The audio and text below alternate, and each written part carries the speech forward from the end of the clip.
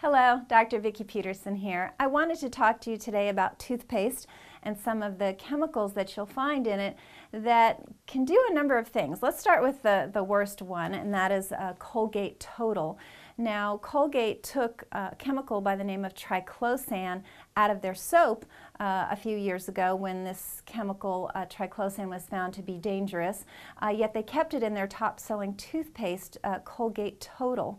So what does triclosan do? It's an antibacterial, but it's also an endocrine disruptor, meaning it's offsetting hormonal systems, so it can lead to cancer, it can lead to early puberty in young girls, it can lead to undescended testicles in young boys, and research is still continuing on this. Now, back in 1997, the chemical was approved. By the way, Colgate Total is considered an over-the-counter medication, actually.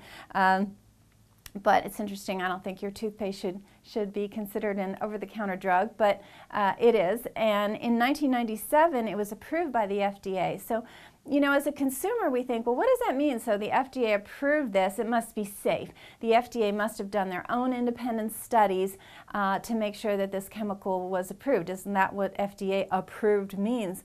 Turns out it doesn't mean that. It turns out that the company itself supplies the science about their own product, and you know, obviously there tends to be some partiality involved when somebody's trying to push their own product, and the FDA accepts this as truth, basically. Maybe later on they find out it's not the case, but that's what FDA approved means. So I got this information from Dr. Mercola, who does a lot of very extensive research into a wide variety of areas, and he recently talked about this as regards the FDA. So the science wasn't even available until this year because of the Freedom of Information Act that came out, and the science was released this year. And so there really weren't any long-term studies done on the potential dangers of this toothpaste. It was more, research was focused on preventing bleeding gums and things like that. So anyway, that's where sometimes things can sneak in to our systems and into our lifestyles that aren't very healthy for us. We think, oh, it's FDA approved, it must be safe, but that research is not being done independently by the FDA. It's being done by a partial company, the company itself that's producing the product. So kind of good to know. So triclosan should be avoided regardless of what you might be using it for. It's in some facial products, you know, soaps, things for the skin, and it's not really listed on the label. So I found that out. So you have to actually go on the website and look and see. So, but obviously when you're brushing your teeth, even though they tell you don't swallow the toothpaste, you know, some is going to get into your system, which was proved by the study they did of pregnant women. They took pregnant women in Brooklyn, New York, and found 100% of them had triclosan in their urine. 100%. 51% had it in the cord blood of their babies. So this is a very pervasive chemical. It gets in our system, and it stays there for quite a while. So something we want to start avoiding. So Colgate Total, not your toothpaste of choice. The other problem with toothpaste is that, you know, they really foam in your mouth. So those are called surfactants, and there's a couple of them. One is called SLS, which is sodium lauryl sulfate, and then there's SLES, which is sodium lauryl ether sulfate. These SLS and SLES, sometimes it's just abbreviated with the letters, that makes the foaming in your mouth, which makes you think, oh, it's getting things clean and all of that. It turns out that those chemicals actually alter your taste buds on your tongue. Now, why would that be important?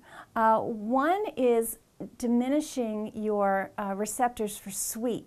So if something that's sweet doesn't taste that sweet, then you'll go for something sweeter, right? So this would actually move you toward wanting things that are more sweet because you're not perceiving sweet. Very interesting, and not good for our waistlines, not good for obesity, diabetes, etc. I mean, sugar's not good in a lot of ways, but it's particularly not good when you're trying to avoid diabetes and inflammation and obesity. So, isn't that amazing that your toothpaste is creating that? The other thing that these receptors do is they actually break down the fatty layer on the taste buds, which causes you to taste bitter more intently, more intensely. So what's the problem with that is a lot of the vegetables that are good for you have a bit of a bitter taste. And if because what you've done to alter your taste buds, bitter tastes more bitter, what are you going to do? I don't like that vegetable. You're not going to want to eat it, which is a shame because they've got so much benefit. So you're going to want more sugar and less vegetables. Not a good combination. And all that because of foaming toothpaste. So I brought a little show and tell today. We use a company called the Dental Herb Company for our toothpaste. And when I first brought this home to my children, it's brown. It is not a pretty color. It's made with a lot of herbs, no chemicals, of course, and it doesn't foam, which is now you know is a good thing, right? But it certainly makes your teeth clean. It keeps a nice pH balance in the mouth. I personally was having some trouble with canker sores coming out of my mouth, and this pH balance from this product totally solved that, which was great. So the takeaway here is look for triclosan, and you're going to have to look. You're going to have to do some due diligence on this. So whether it's soaps, facial cleansers, you're going to have to go online and see if they actually have it in the product because they kind of hide it, which is not good.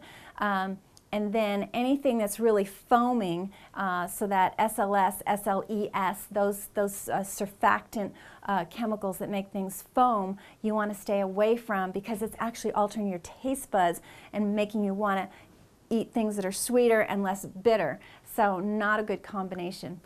All right, so that's our toothpaste lesson for the day, but it has wide-ranging effects, and I think that's important for our health. So please let me know your questions, and until next time, I wish you very good health.